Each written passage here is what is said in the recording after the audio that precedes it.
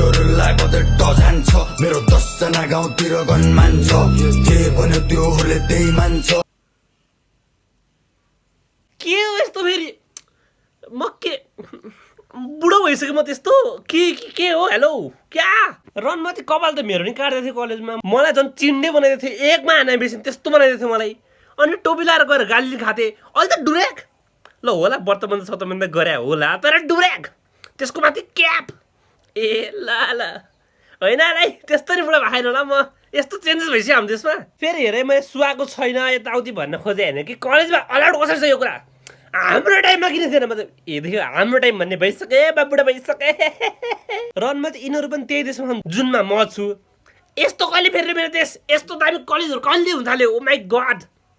के भनौँ बा बोल्दै मन लागेन मेरो चित्तै दुःख रनमा चाहिँ जाडो महिनामा कालो कलरको टोपी लगाएर किन आइस भने त गाली खान्छु भनेपछि मैले त डुरेक त ल